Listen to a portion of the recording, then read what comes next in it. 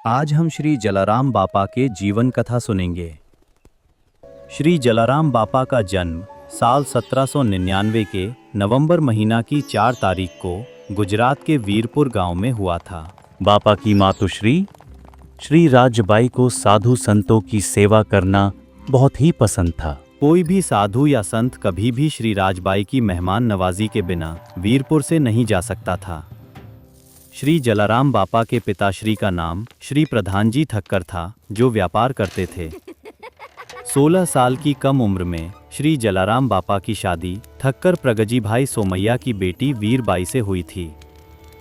हालांकि श्री जलाराम बापा का मन कभी भी गृहस्थ जीवन जीने में और अपने पिता के साथ व्यापार करने में नहीं लगता था। वे ज़्यादातर साधु संतों की सेवा और भक्ति में लगे रहते थे। उन्होंने अपने पिता के व्यापार से खुद को अलग कर लिया था और वे अपने चाचा श्री वलजी भाई के साथ रहने लगे। उनके चाचा बापा को बहुत ही प्यार करते थे। यह साफ था कि श्री जलाराम बापा शादीशुदा जिंदगी से पूरी तरह से दूर होना चाहते थे और उनकी खुशकिस्मती से उनकी पत्नी श्री वीरबाई माँ ने भी श्री जलाराम बापा के रास्ते पर चलने का फैसला किया था। इसलिए जब श्री जलाराम बापा ने पवित्र तीर्थ स्थानों की यात्रा पर जाने का फैसला किया तो श्री वीरबाई माँ उनके साथ ही गईं। 18 साल की उम्र में श्री जलाराम बापा ने फतेहपुर के श्री भोजलराम महाराज को अपना गुरु वरण किया और श्री भोजलराम महाराज से ही बापा ने श्री राम नाम मंत्र और गुरुमाला से दीक्षा ली। अपने गुरुदेव के आशीर्वाद से ही उन्होंने सदारत नाम का एक भोजन केंद्र शुरू किया। यह एक ऐसी जगह जहां सभी साधु संतों के साथ साथ ज़रूरतमंद लोग भी 24 घंटे कभी भी खाना खिलाया जाता था। उस जगह से कोई भी बिना खाना खाए वापस नहीं जाता था। ये सब उन्होंने अकेले ही किया, जिसमें श्री वीरबाई माँ ने उनकी खूब मदद की। जल्द ही उनकी प्रसिद्धि एक दिव्य अवतार के रूप में फैल गई। जो भी वीरपुर धाम आता था, चाहे वह हिंदू हो या मुसलमान, बापा उसे खाना खिलाए बिना जाने नहीं देते थे। एक बार राजकोट के ठाकुर साहब की सेवा में कई अरब सिपाही थे। उन्होंने महीने में 4 रुपए वेतन बढ़ाने की मांग की।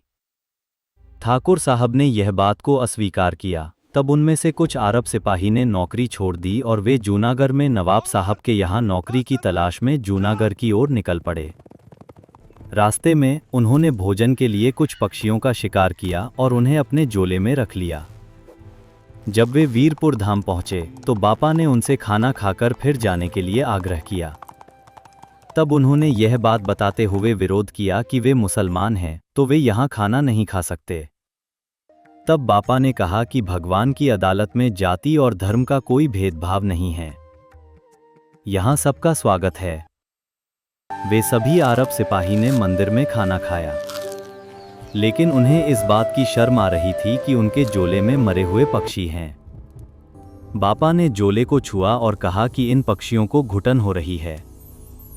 अब जब सिपाही ने अपना झोला खोला तो देखा कि पक्षी जिंदा थे और तुरंत वे पास के ही एक पेड़ पर उड़कर बैठ गए।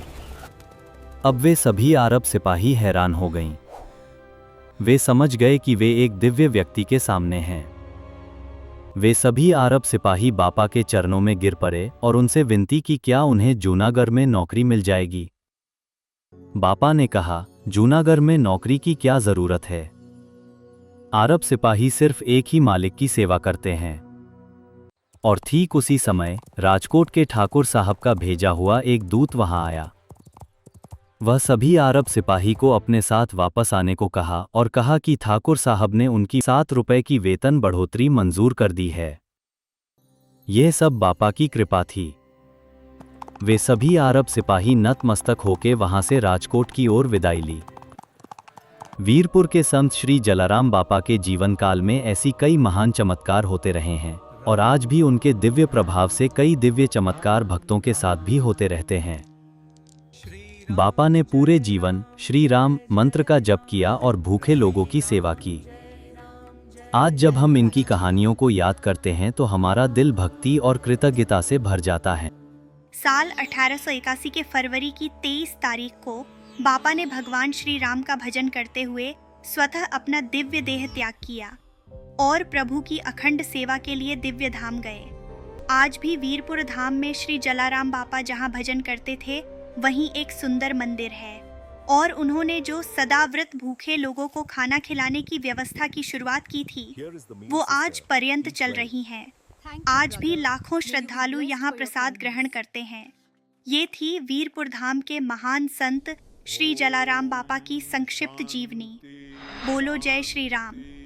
और हाँ, हमारी चैनल को लाइक करें, वीडियो को शेयर करें, कमेंट करें और चैनल को सब्सक्राइब ज़रूर करें।